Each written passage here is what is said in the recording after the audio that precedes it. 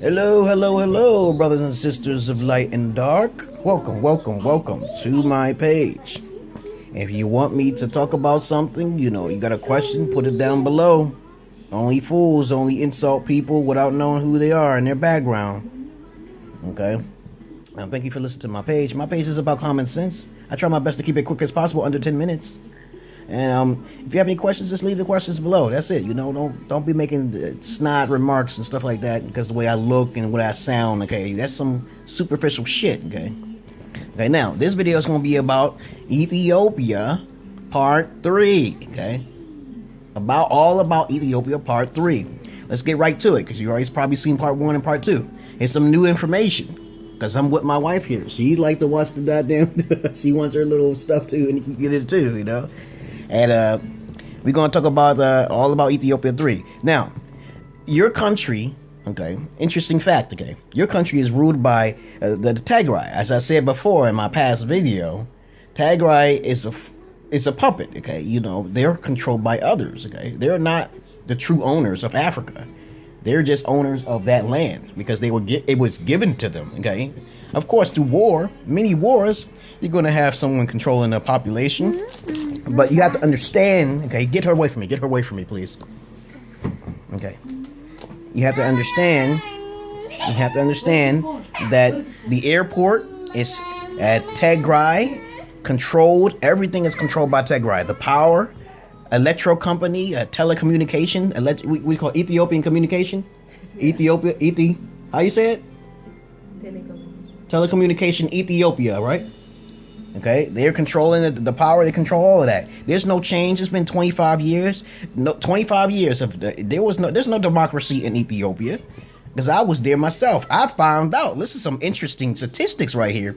I found out the average person in Ethiopia only makes 600 birr per month. You're like cattle over there. That's sad. Something has to be done about that. And sometimes people don't even get paid. Like 50% of the time you start working and you don't get paid. I have my friend named Kuma over there. He worked for a certain amount of time. And my wife's brother worked for some companies sometimes over there. And they never got paid. Okay? They worked 8 hours and didn't get paid. Wow. So you need some more computers. Ethiopia needs more computers. I lived over there. I woke up at about 4 in the morning. It's mostly men. There ain't no women working outside. I'm wondering what the women are doing, and I'm going to talk about that a little later. But what I'm saying to you is that Tigray controls pretty much all of Ethiopia, okay? Of course, you got these Oromo, and you got Harmic, different races and different languages, but you got to understand, 600 birr per month is equal to 4 birr per day for 5 days a week, which is pretty much sad. That's sad. That's really sad. Only the people who truly have a background with Ethiopia, they have a background with Ethiopia. They basically, have cows. People who usually got cows and chickens and stuff, they work in some sort of way with the Ethiopian government, okay? And that's my daughter in the background, running around and stuff like that. I know you may be a little hard to hear. Stop. Put her in the room, baby. Put her in the room. Jesus. Okay, and another thing I want to talk about is Ethiopian prostitution. Most of the women come out at night. They're called bar ladies. Okay, and you got the hotels. You got the hotels out there. Hotel Maya. You got Tedes Hotel, Riyadh Hotel, in Adama, Franco. Okay, these areas. You got Louis Resort in Hawassa, which has the best food, in my opinion, which I know because I'm American. Okay. You go over there, you be tasting some nice food over there, okay? So I'm gonna try to tell you a little bit about it. Okay, Ethiopian prostitute is under the black market, baby. Okay, the hotel called Tedes Hotel. This little nightclub down there. I was there. I seen it was nice. I knew a couple guys down there who knew English, know how to dance and stuff like that. But those women are for sale. The black market, okay? The black market, the sex market. You gotta watch out. You gotta understand. There's women who are under prostitution. They usually use those little dildo toys in the universities and stuff like that. They don't want no black man. They don't want no dick up in their ass. Okay. The only thing they want is some money now. They're done. They're tired of dealing with. They're not even taught of how to treat a man. Okay. So that's why they deal with white men instead of their own kind, okay, which is sad, okay, because the fathers don't have enough income or probably have enough time to actually train their daughters of how to, basically raise their daughters, okay. And luckily for me, my lady's father was a very stern man, of course. Indeed, he stood like 7'2". I could tell he probably was Zulu. He was black as hell, okay. You can see in my past videos. You can see a video of him. You can see a picture of him. Her dad is tall as hell. He used to work with the Ethiopian government, okay. And of course, he probably killed a couple people and beat his own dog, okay.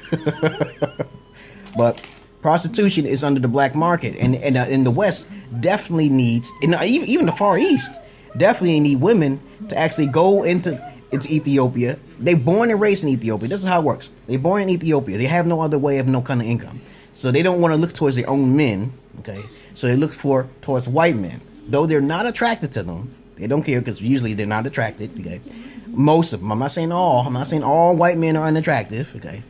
90% of the time, an Ethiopian woman will go towards a white man simply because of material things, money.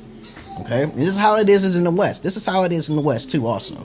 Dating. Okay, all that is prostitution. What a man has to do for a woman, and so forth. Okay, you gotta understand that.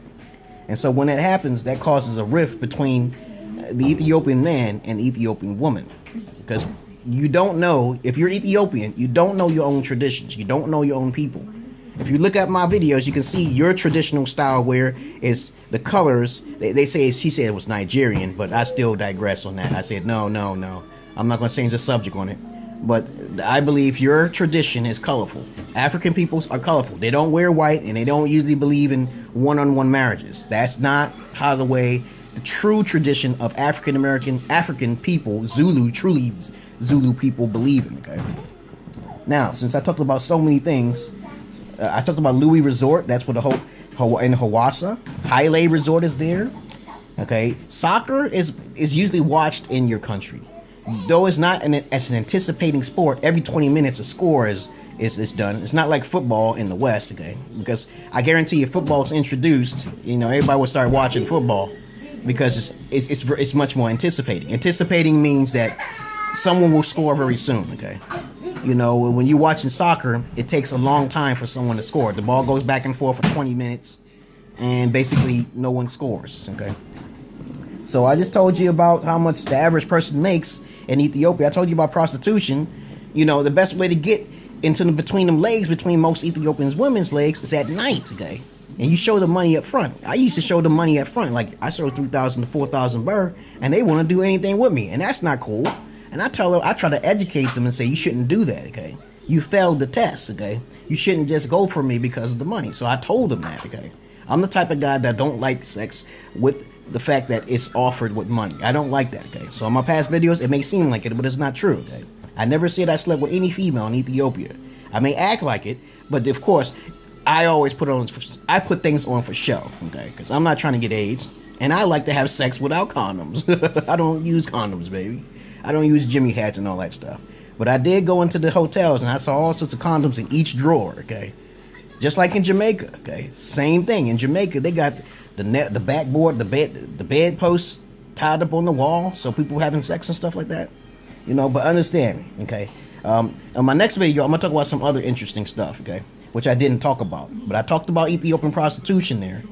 I talked about how much Ethiopians made every month, which is pretty sad.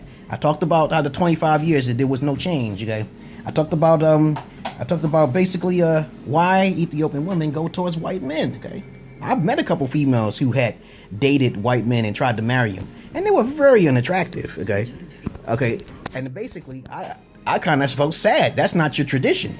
Black people are not supposed to be dating their own, out of their own race. But thank you very much for listening to my videos, brothers and sisters in light and dark. Let's remember what I'm saying to you. This is what I experienced and which is what I know, okay? All right? I'm telling you from the information from my wife, too. My wife tells me this information, too. So she ain't gonna make it no lie on you, okay? Peace and love to you, brothers and sisters of light. Peace.